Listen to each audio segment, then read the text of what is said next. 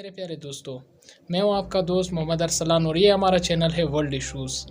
आज हम आपके लिए एक बहुत अच्छा और प्यारा सा टॉपिक लाए हैं, टोटल बायोग्राफी ऑफ हिटलर। इसमें हम हिटलर की पूरी बायोग्राफी, उसकी लाइफस्टाइल, उसकी फैमिली और फिर वो कहां से कहां पहुंचा, ये सब डिटेल में आपके साथ शेयर करेंगे।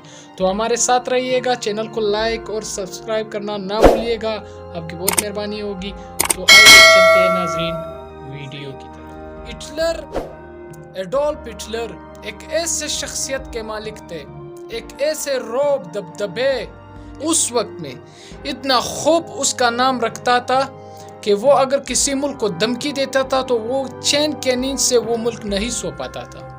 आज उस शख्सियत की पूरी बायोग्राफी हम बताने जा रहे हैं, उसकी लाइफ और उसकी लाइफस्टाइल सब कुछ। तो नाजरीन, 20 अप्रैल 1889 को ऑस्ट्रिया के शहर ब्रोनामिन में हिटलर ने आंख खोली, एक गरीब घराने में। उसके वालिद का नाम जो था एलोइस हिटलर था और माँ का नाम जो था क्लारा पोल्जिल था। अपनी जिंदगी की शुरुआती वक्त में हिटलर एक बहुत गरीब हुआ करता था। वो अपने माँ बाप का चौथा बच्चा था।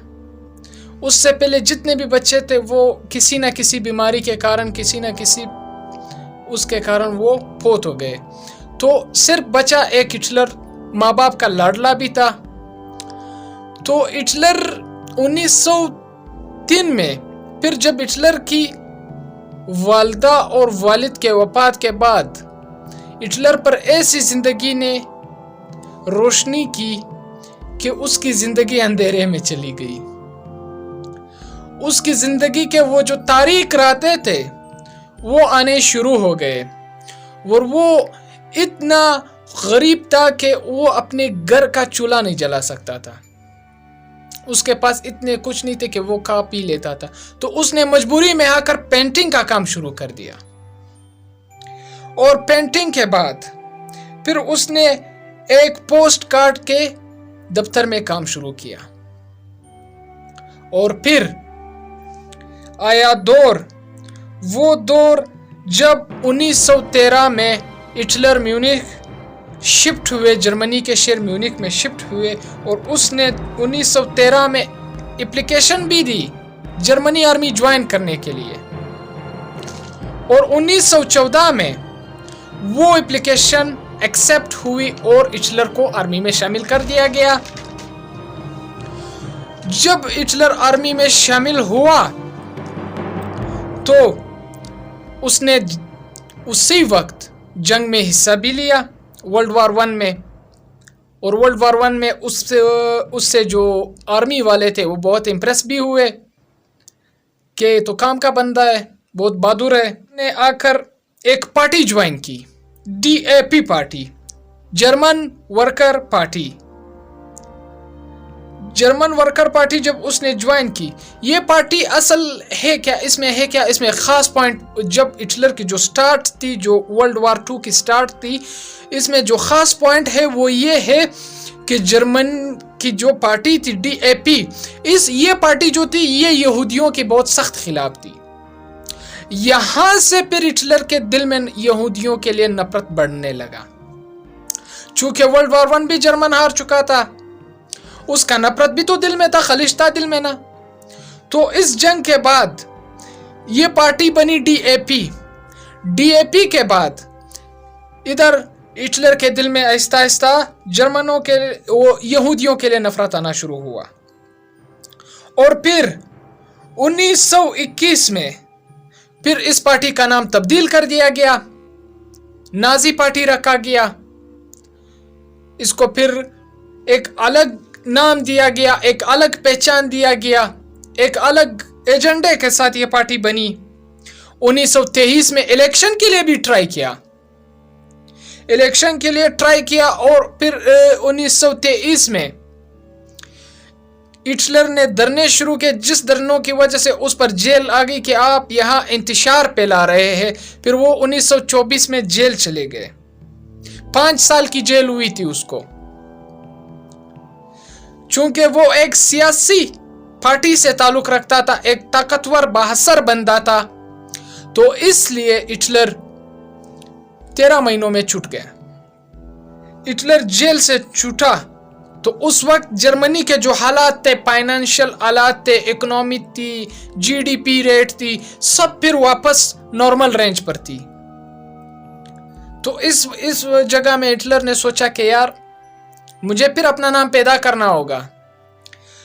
फिर 1929 में 1929 में जर्मनी की जो स्टॉक मार्केट थी वो एकदम नीचे आना शुरू हुई और ये मुल्क के लिए बहुत बहुत नुकसानदायक साबित हुई जब जर्मनी 1929 में उसकी स्टॉक मार्केट नीचे गिरी। जर्मन के करेंसी इतनी कमजोर हो गई कि वो लोग आग में कागज की बजाय करेंसी जलाते थे, करेंसी से आग जलाते थे, इतनी कमजोर हो गई जर्मनी की करेंसी। और फिर जब ये हालात रूनुमा हुए तो इधर फिर हिटलर ने इलेक्शन लड़ना शुरू किया और 1932 में मुकाबला भी किया। प्रेसिडेंशियल इलेक्शन के लिए उसने अप्लाई किया लेकिन वो नाकाम रहा। और फिर 1933 में फिर से वो चांसलर बना। और फिर किस्मत की देखिए किस्मत क्या करता है। 1933 में जब हिटलर चांसलर बना तो बदकिस्मती से, आप खुशकिस्मती समझे या बदकिस्मती समझे, जर्मनी का जो प्रेसिडेंट था वो फोत हो गया। तो अब जो सीट के लिए एलिजिबल था वो कौन था? वो हिटलर था। तो हिटलर ने सीट के लिए अप्लाई किया तो हिटलर बन गया प्रेसिडेंट। जब हिटलर प्रेसिडेंट बन गया तो उसने सबसे पहले काम जो किया था वो ये था कि सोशल डेमोक्रेटिक पार्टी जो थी, जिसमें यहूदी भी थे, जिसमें क्रिश्चियंस भी थे, जिसमें जर्मन भी थे, उस पर पाबंदी लगा दी। और यहां से फिर आके कि यहूदियों के कत्लेआम शुरू हो गए।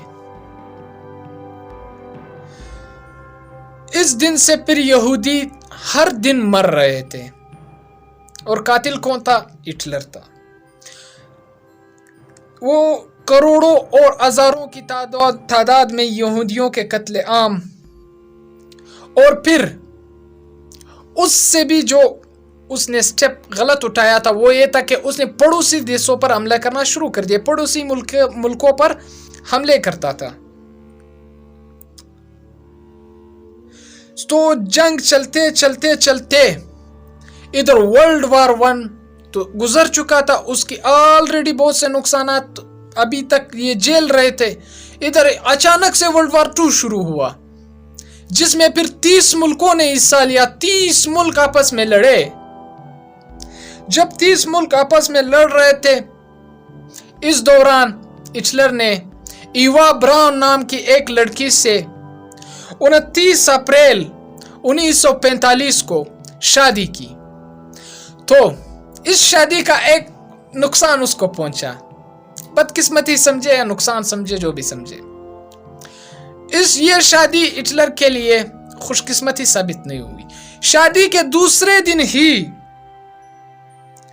हिटलर को यह महसूस हुआ कि मैं ये जंग आहिस्ता आहिस्ता हार रहा हूं रशिया से।